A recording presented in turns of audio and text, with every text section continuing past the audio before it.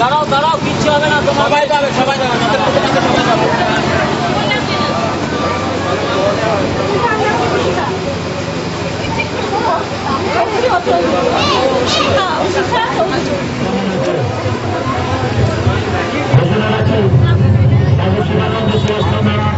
এটার মানুষরা সঙ্গে সহযোগিতা করে আমরা যাতে আগামী এই শাখা আরো সুন্দর আরো বৃহৎ আকারে করতে পারি, তার জন্য আপনারা আমাদের সঙ্গে হাতে হাত মিলিয়ে আমাদের আগামী দিনের কর্মসূচির সঙ্গে যুক্ত হয়ে আমাদের এই শাখার শ্রীবৃদ্ধি করবেন।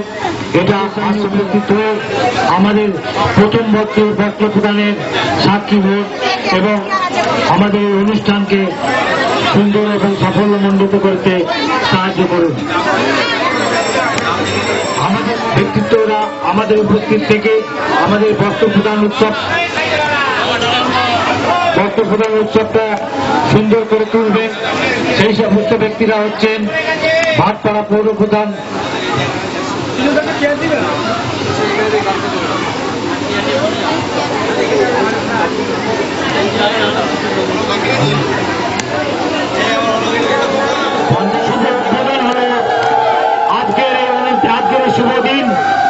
শুভ দিনটা আজকে আমরা শুরু হয়ে গেল আমাদের এখানে কর্মকাণ্ড। আগামী দিনে এইখানে অনেক অনেক প্রধানের সাক্ষী হলেন। আমরা তাকে সম্বর্ধিত করে প্রদীপ চক্রবর্তীকে বরণ করছেন মৃত্যুন চক্রবর্তী।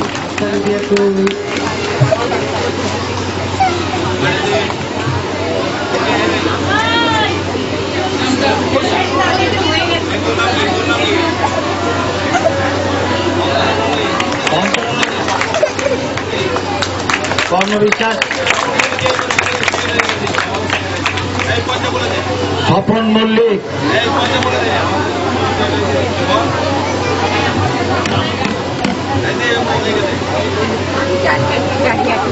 আমাদের আশ্রমের মূল আশ্রমের সম্পাদক আশিস রায়কে পুষ্পস্তবক দিয়ে সম্বর্ধনা জানাচ্ছে স্বপন মল্লিক মহাশয়। কাকিনাড়া মাদলাল পালপাড়ায় তাকে কিছু বলার জন্য অনুরোধ করছি। অলোক কৃষ্ণ মিত্র মহাশয়, আপনি যদি এসে থাকেন তাহলে মঞ্চে চলে আসুন। আপনাকে মঞ্চে আমরা আমন্ত্রণ জানাচ্ছি। যেহেতু আজকে মহারাজ আমাদের এখানে এসেছেন, তিনি ভারতবর্ষের বিভিন্ন জায়গায় এইভাবে অনুষ্ঠান করে চলেছেন, আজকে আমাদের এখানে করছেন। তারা কিছু একটা অনুষ্ঠান আছে, এভাবে পরপর ছটা অনুষ্ঠান উনি করবেন। যাই হোক, আমি বেশি সময় নষ্ট করবো না। আপনাদের কাছে আমার একটাই সঙ্গত অনুরোধ, আমি এই এলাকারই একজন বাসিন্দা। যাই হোক, আজকে এই পঞ্চানন দেবনাথের যে বাড়িতে যে অনুষ্ঠানটা হচ্ছে, তিনি অক্লান্ত পরিশ্রম করে এই অনুষ্ঠানটি পরিচালনা করছেন এবং যারা আজকে এখানে এসেছেন তাদের সামান্য কিছু বস্ত্র বিতরণের জন্য আমাদের শিবানন্দ মহাশয় তিনি কিছু বলবেন নিশ্চয়, আপনি অপেক্ষা করুন।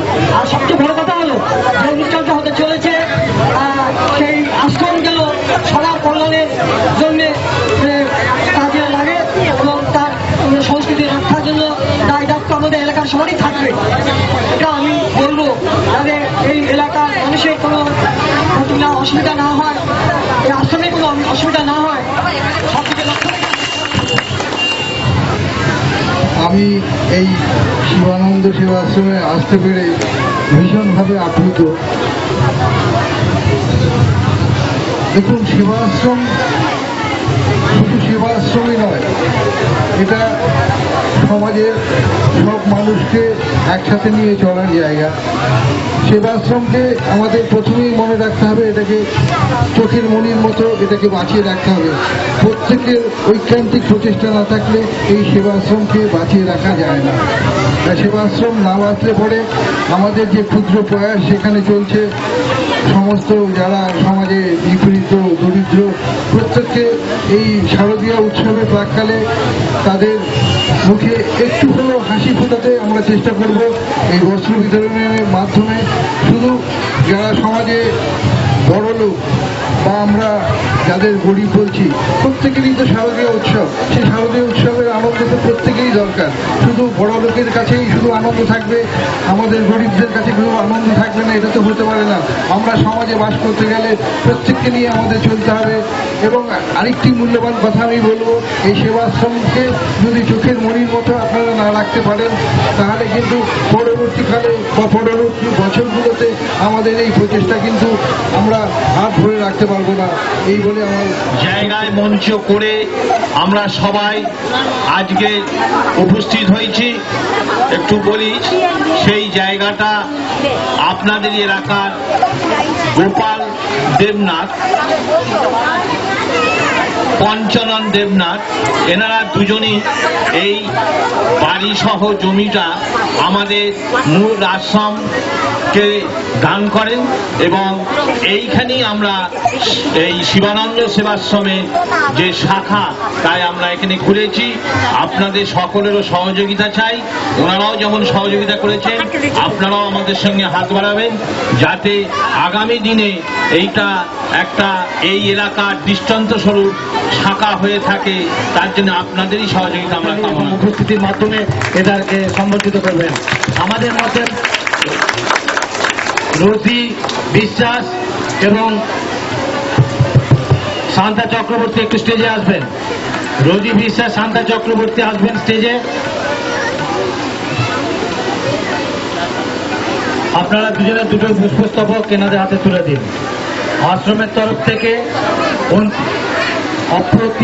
অপ্রতিম ভালোবাসা এবং পুষ্পস্তবক রইল গোপাল দেবনাথ এবং পঞ্চানন দেবনাথকে, যিনি তার সঞ্চিত এবং এই জায়গা সমেত বাড়ি সমেত জায়গা ওনারা আমাদের প্রদান করেছেন। এর জন্য আমি ওনাদেরকে অনুরোধ করব, ওনাদের চোখে মহারাজ কে কি দেখেছেন যার জন্য ওনাদের এই এত স্বার্থত্যাগ, আমি অনুরোধ করব ওনারা দুজনে মহারাজ সম্বন্ধে কিছু বলুক। আপনার সামান্য তো শেষ হবে না। আমি 12 বছর যাবৎ আমি আশ্রমে যাওয়া আসা করেছি। আমি খুব অল্প দিনে মহারাজকে যে চোখে দেখেছি সেটা আমি কোনোরকমভাবে কিছুর সঙ্গে তুলনা করতে পারি না। তাই আমি নিজেকে মহারাজের চরণে সমর্পিত করেছি। আমি যে ভালোবাসা, যে আশার আলো দেখতে পেয়েছি সেটা নিয়ে আমি বেশি কিছু বলতে পারবো না, কারণ ব্যাখ্যা করার মতন ভাষা আমার কাছে নেই। তবে আপনাদের কাছে অনুরোধ, আপনারা এটা সেখানে আসা যাওয়া করলে সব কিছু বুঝতে পারবেন। তাই আপনাদের কাছে অনুরোধ করি যে আমাদের এই আশ্রমকে সুস্থভাবে গড়ে তোলার জন্যে আমি আমার এলাকাবাসীর কাছে আমি একান্তভাবে অনুরোধ করি যাতে এই আশ্রমের মারফতে আমরা মহারাজকে সবসময় এখানে আনতে পারি বা মহারাজকে দর্শন করতে পারি। তাহলেই আস্তে আস্তে আপনারা বুঝতে পারবেন যে মহারাজ কে। এটা আমি ভাষায় আপনাদের এই মুহূর্তে বোঝাতে পারছি না। তবে আপনারা মহারাজকে অনুসরণ করে আপনাদের সবার কাছে আমার অনুরোধ, আপনারা এগিয়ে আসুন, আমাকে সাহায্য এখানে আনতে পারি, আপনাদের সবার সামনে উপস্থিত করতে পারি। এই আশীর্বাদ নিয়ে দিয়ে দিচ্ছে, আমার কোনো সমস্যা নেই। আশ্রমের পক্ষ থেকে ধন্যবাদ জানাই। এবারে আমাদের মধ্যে উপস্থিত আছেন অলোক কৃষ্ণ মিত্র। অলোক কৃষ্ণ মিত্রকে আমি অনুরোধ করব, উনি আজকের এই প্রথম আমাদের উদ্বোধন এবং বস্ত্র প্রদানের যে বস্ত্র প্রদানের সাক্ষী হয়েছেন তার উপলব্ধি সম্বন্ধে উনি কিছু বলবেন। আমি অনুরোধ করব ওনাকে বলার জন্য।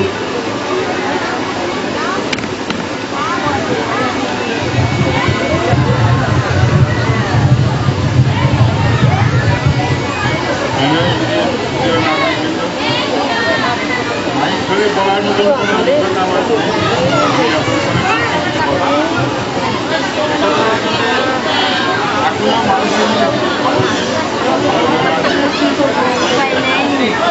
যেটা তার প্রতিফলন হচ্ছে আজকে বস্ত্রদান তাদের মারফত সবার মধ্যে ভাগ করে নেওয়া হচ্ছে। আমি আশা করব এই ভালো দিকটার জন্য যখন উনি আমার কাছে গিয়ে বলেছিলেন দাদা আপনি একবার আসুন আমাদের এই অনুষ্ঠানে, আমি বললাম নিশ্চয়ই এত ভালো দিকে কাজের জন্য যাব না, এটা তো হতে পারে না, নিশ্চয়ই আমি যাব। কারণ আমরা সবাই মানুষের জন্য কিছু না কিছু করার চেষ্টা করি, হয়তো সবার ক্ষমতা হয় না, যারা ক্ষমতা হয় তারা অনেক সময় ইচ্ছে থাকলেও করে না, কিন্তু যাদের খুব অল্প সংখ্যক ক্ষমতা তার মধ্যে থেকে তারা যে এইভাবে অনুষ্ঠান করতে চলেছে তার জন্য আমি মন থেকে খুবই আনন্দিত। আপনারা সবাই এইভাবে সাহায্য করুন। আমি অনুরোধ করবো ওনাকে আমাদের এই প্রথম বস্ত্র প্রদানের সাক্ষী হয়েছেন এই সম্বন্ধে কিছু বলার জন্য।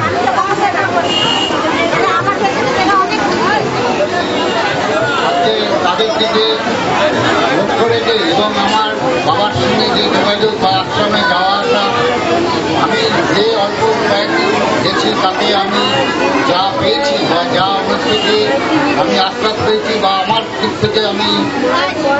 থেকে যে আমি একটা মনের দিক থেকে আনন্দ পেয়েছি, এই আনন্দে আমি ওনার যেখানেই প্রোগ্রাম হোক এবং ওনার মাঝে মধ্যেই যে প্রোগ্রামগুলো হয়, ওনার বছর এই প্রোগ্রাম না, ওনার নানান রকমের প্রোগ্রাম আছে, ওনার একটা বৃদ্ধাশ্রম আছে এবং বছরে প্রত্যেক অনুষ্ঠানে ওনার যে আশ্রম সেই আশ্রমে আমি যাওয়ার চেষ্টা করি এবং বছরে একবার করে আমাদের এই অঞ্চল থেকে বাস ছাড়া হয়, সেই বাসেও আমি অংশগ্রহণ করি এবং আমার এলাকা থেকেও যারা যারা যেতে ইচ্ছুক হন তাদের সঙ্গে যোগাযোগ করে নিয়ে যাওয়ার চেষ্টা করি। আমরা অল্প দিনের মধ্যে যাওয়া আসা করে যতটুকু ওনার থেকে পেয়েছি বা জানতে পেরেছি তাতে আমাদের মন খুব শান্তি, এবং এই শান্তির দিকে তাকিয়ে যখনই জানতে পারলাম যে আমাদের এই এলাকায় উনি বস্ত্র বিতরণ করতে আসছেন, জানতে পেরে যতটুকু সময় পারি কাজের মধ্যে দিয়ে যতটুকু সময় পেয়েছি সেই সময় দিয়ে চেষ্টা করেছি। শ্রীযুক্ত ইন্দ্রনাথ চক্রবর্তী তার ওনার উপস্থিতি উনি বলবেন কিছু উপস্থিতে তার ছাড়া দিয়ে সকলে ভালো থাকুন, আর আমার কিছু বলার নেই।